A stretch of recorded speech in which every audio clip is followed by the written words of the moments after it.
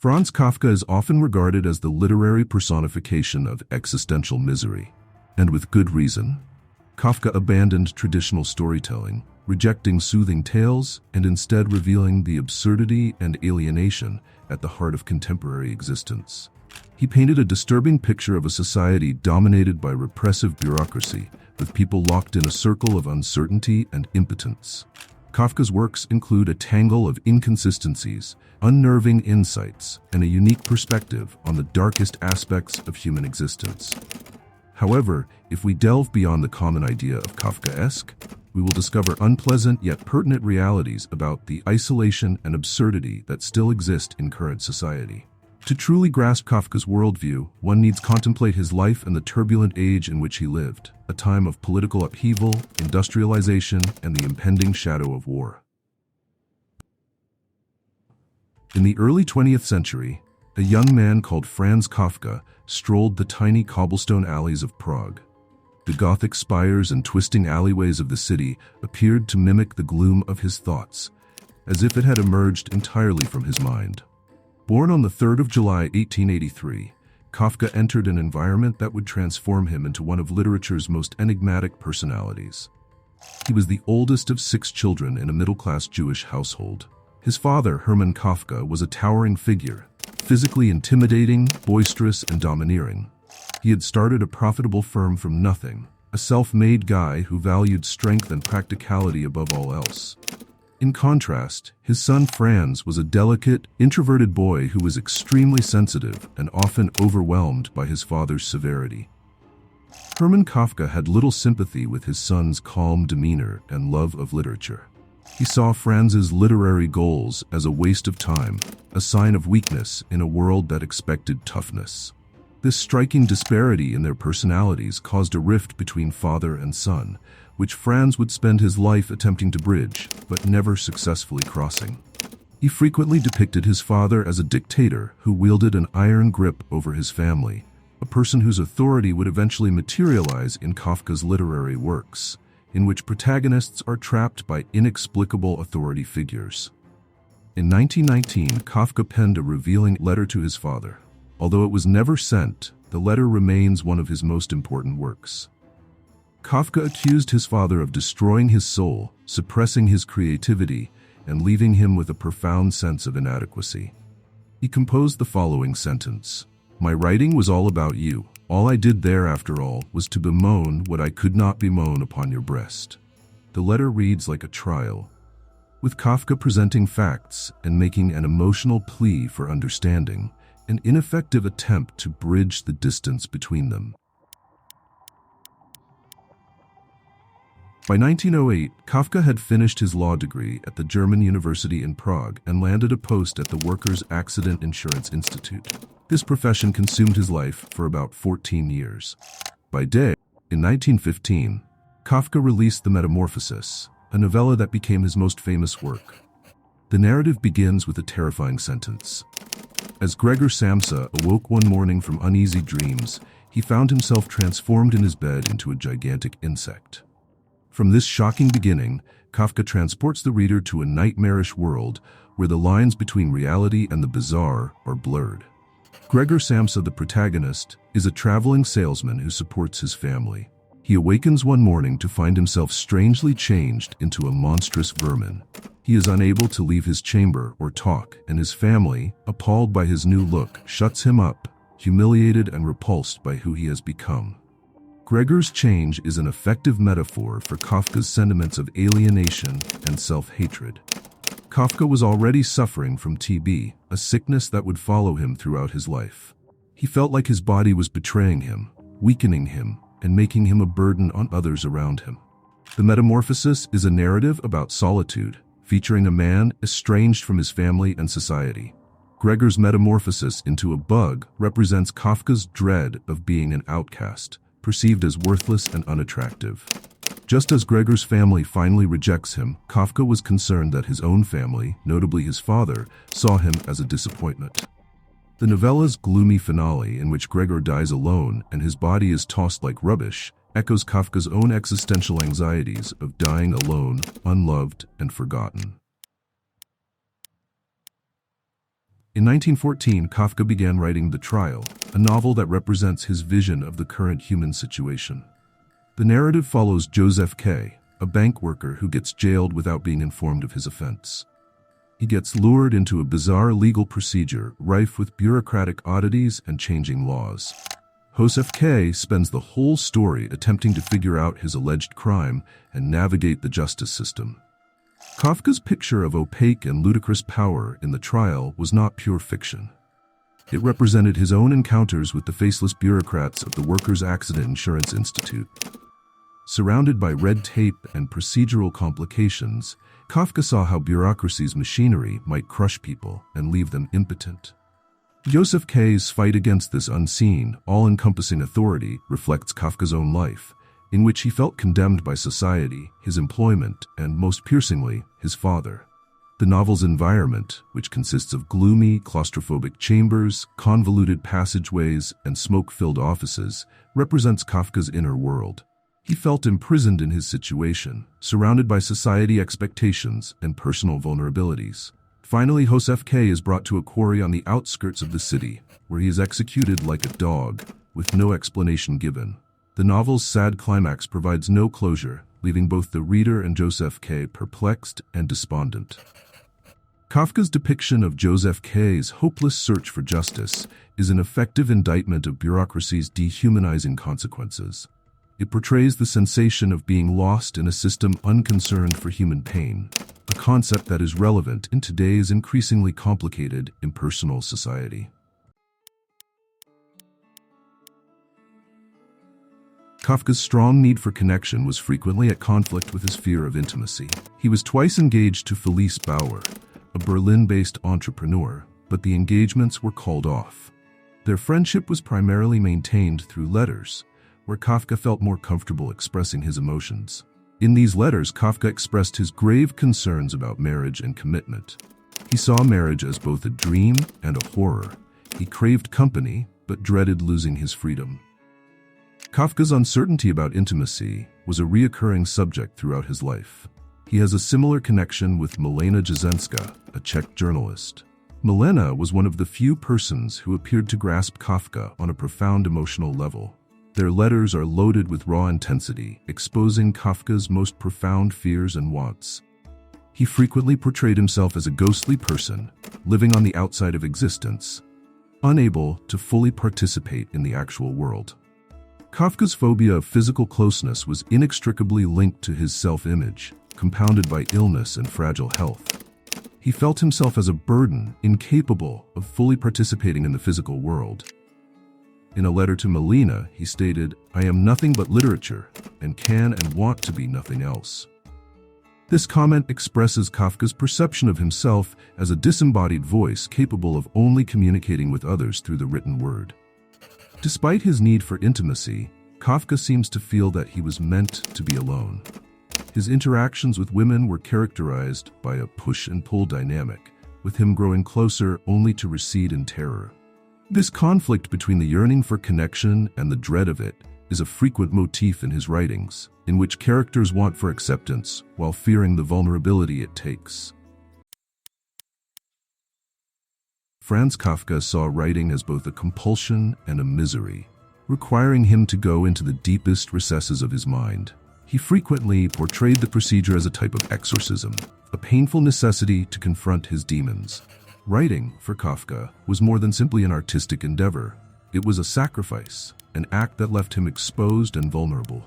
He thought that a real writer must be prepared to expose his soul and bear emotional and psychological agony in order to produce something worthwhile. In a letter to his friend Max Brod, Kafka compared the writer to a scapegoat, tasked with exposing humanity's worries, anxieties, and misdeeds, only to be driven away afterwards. This metaphor expresses Kafka's idea that writing is a form of self-sacrifice. He famously remarked, "A book must be the axe for the frozen sea within us," emphasizing his belief that writing should break down mental boundaries and address the deepest, darkest facts of existence. Kafka's perception of writing as a sacrificial act was inextricably linked to his feelings of inadequacy and dread of failure. He was a perfectionist who continuously questioned the quality of his work, He would frequently write late into the night, driven by an insatiable need to express his ideas, only to delete his work in the morning, feeling it fell short of his own lofty standards. He referred to his work as scribbling in the dark, an ineffective attempt to make sense of an incomprehensible reality. This sense of futility is obvious in Kafka's portrayal of his protagonists, who frequently find themselves imprisoned in situations beyond their control, fighting unseen forces. In works like As the Trial and The Castle, his heroes struggle with complex systems of power, seeking meaning and solutions only to find uncertainty and misery. Kafka's writing reflects his own sense of imprisonment, his battle to achieve clarity in a chaotic, uncaring world. For Kafka, writing was inextricably linked to his physical and mental well-being. His battle with tuberculosis, which began in the early 1910s, left him frail and ghostly. He frequently described his body as a weight that bound his spirit and restricted his capacity to live freely. Kafka defined his situation as a battle between the body and the soul, with his soul longing for creative expression and his body dragging him down. His deteriorating health lent urgency to his writing, as if he realized his time was limited and needed to capture his ideas before it was too late. Despite his reservations, Kafka continued to write, motivated by a need to make sense of his experiences and fears. He crammed journals with disjointed ideas, unfinished stories, and thoughts on his inner turmoil. These writings provide insight into a man's thought as he continuously questions the nature of reality, the purpose of existence, and his role in the universe. By 1917, Kafka's health had worsened severely, as evidenced by a diagnosis of tuberculosis, a nearly lethal ailment in the early 20th century. This diagnosis signaled the beginning of a 7-year-long, excruciating slide. Kafka was obliged to abandon his employment and spend lengthy amounts of time in sanatoriums, away from his family and friends. His condition increased his feelings of estrangement, making him feel even more like an outcast, a phantom presence stuck between life and death. Despite his worsening health, Kafka wrote some of his most deep and frightening pieces during his final years. He worked on the novel The Castle, which explores themes of unfulfilled ideals and existential ambiguity. The protagonist, simply identified as K, comes in a community overshadowed by a mystery castle and spends the whole novel attempting to get access to the castle's authority in search of a feeling of purpose or validation. His efforts are repeatedly rebuffed, mirroring Kafka's own never-ending search for meaning in a world that provides none. The story ends suddenly, with K still seeking and searching, evoking Kafka's continual battle with his own sense of purpose. Kafka spent his final months in a sanatorium near Vienna, accompanied by his final companion, Dora Diamant. Dora, a young lady who shared Kafka's academic pursuits, became his caretaker and confidant in his last days. Dora subsequently described how Kafka, even at his lowest periods, spoke passionately about his ideas, stories, and worldview. In the spring of 1924, Kafka's condition deteriorated severely. The disease had migrated to his throat, making swallowing uncomfortable. Kafka died on June 3, 1924, at the age of 40. His death was calm, as if he had quietly passed away, with Dora Diamant by his side. The man who had always felt like an outsider had finally found peace. Franz Kafka's death signaled not just the end of his life, but also the genuine beginning of his legacy. Before he died, he urged his close friend Max Brod to burn all of his unpublished writings, believing they were faulty and unworthy of public perusal. Kafka's persistent self-criticism convinced him that his stories were only shards of what he had planned to write, and he wanted his work to vanish with him, leaving no trace. Fortunately, Max Brod could not comply with this request. Recognizing Kafka's creativity, he published key works such as The Trial, The Castle, and America, which demonstrated Kafka's unparalleled insight into the human condition. The term Kafkaesque quickly entered the literary vernacular, encapsulating Kafka's description of bizarre, repressive, and nightmarishly complicated worlds that resonated with readers. Kafka's picture of civilizations governed by faceless bureaucracy and uncaring systems struck a chord with many people, who saw it as ominously prophetic in an era of depersonalization, authoritarianism, and existential dread. The term Kafkaesque quickly came to describe odd, convoluted encounters under modern power systems, ranging from huge government institutions to impersonal companies. Kafka's influence expanded beyond literature, inspiring philosophers, filmmakers, and artists with his studies of alienation, identity, and the absurdity of existence. Albert Camus and Jean-Paul Sartre saw Kafka as an existentialist pioneer who depicted the human struggle to find meaning in a meaningless world. Filmmakers such as Orson Welles and David Lynch used Kafka's bizarre, haunting style to produce visual manifestations of the Kafkaesque that live on in popular culture. Writing was a terrible need for Kafka, an exorcism from his deepest anxieties and insecurities. He thought that writing should break through the dullness of daily life and exposing readers to deeper truths. However, Kafka's relationship with writing was extremely complicated. He was motivated to write but plagued by self-doubt, frequently discarding works he judged unsatisfactory. This inner conflict is represented in the unfinished nature of works like As the Castle, whose protagonist is always searching for an unachievable goal, echoing Kafka's vision of life as an everlasting, unresolved search for meaning.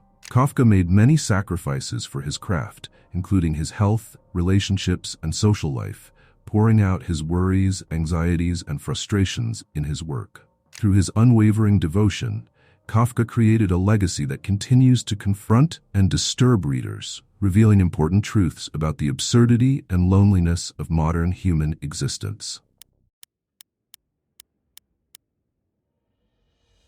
The term Kafkaesque has been profoundly established in our cultural vernacular, referring to events that are weird, irrational, and extremely oppressive. To have a Kafkaesque experience means to be stuck in a nightmare situation where regular norms of reality no longer apply, entrapped by an impersonal, ludicrous bureaucracy. Kafka's characters are all too familiar with the feeling of bewilderment and powerlessness that comes with dealing with unfathomable systems. In today's society, the Kafkaesque serves as a prism through which we evaluate encounters with current power structures. Whether dealing with dense legal language, traversing an infinite maze of customer service, or dealing with layers of bureaucracy in government organizations, the experience might feel like something out of Kafka's universe. As technology improves and adds layers of complexity to our lives, Kafka's picture of disempowered humans negotiating opaque bureaucracies becomes increasingly pertinent.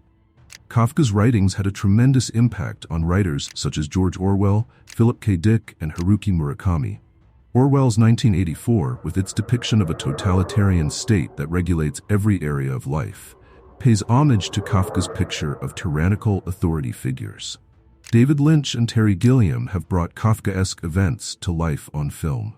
Lynch's works, like Eraserhead and Mulholland Drive, blur the line between truth and nightmare, echoing Kafka's investigation of weird, bewildering landscapes. Gilliam's Brazil, a dystopian satire, depicts a society drowning in bureaucracy, with the individual helpless to resist the crushing weight of the system, obvious reference to The Trial. Kafka's impact is also visible in the visual arts. Artists such as Francis Bacon and Anselm Kiefer have created paintings that capture the existential sorrow and dark, dreamy character of Kafka's novels. Bacon's twisted, tortured figures evoke the isolation and terror that pervade Kafka's work, representing the struggle of humans stuck in a cruel, uncaring world. Franz Kafka may have died young, but his impact on literature, society, and philosophy has been enormous. He is frequently regarded as a modern-day prophet, a writer who caught the core of the human experience in a fast-changing world. Kafka's writings are more than just stories. They are investigations of the most profound, uncomfortable elements of existence, reflecting readers' own anxieties and uncertainties. Today, Kafka's name is associated with a specific worldview, one populated by labyrinthine bureaucracies, repressive power structures, and individuals seeking meaning in the face of overwhelming absurdity. His stories are compelling because they relate to universal themes of alienation, powerlessness, and the struggle for identity. Kafka's influence stretches much beyond the literary realm. His work on existential topics has affected psychology, sociology, and political science. His characters, caught in a world they don't comprehend or control, represent the human quest for freedom and self-determination. Kafka's greatest success was to transform his personal worries and doubts into a universal language that reaches readers across time and place. His worldview was gloomy, yet immensely empathic, giving voice to individuals who feel lost, alone, or trapped. Franz Kafka, who felt like a ghost in his own life, has become a literary legend. His stories, letters, and diaries are still read, researched, and analyzed throughout the world, ensuring that his voice is as relevant now as it was in his lifetime. Kafka's legacy is one of intense reflection, a mirror held up to the darkest corners of the human psyche, asking us to confront our greatest fears and possibly find some meaning in the chaos. It's both terrible yet significant to think about how many artists and authors like Kafka never got to see the influence of their work on the world. They worked in anonymity, frequently plagued with self-doubt, never realizing that their thoughts, paintings, or music would have such a profound impact on future generations. Kafka, who was beset by anxieties, could never have anticipated that his stories would become foundations of contemporary literature, altering our understanding of the human condition. For every Kafka whose work was rescued posthumously, many others' creations were never published. It's a sobering thought. How many voices have been lost to time, their ideas unexplored, buried in notebooks, or destroyed in moments of despair? If you love this type of content, please consider subscribing to the channel, enjoying the video, and giving your opinions in the comments. I'd love to hear about what topics or figures you'd want to see addressed next. And if you'd like to directly support my work, I've just launched a Buy Me a Coffee page. Your contribution will allow me to continue producing in-depth content on the people and ideas that have impacted our society. Thank you for being a part of this journey and for keeping these conversations going.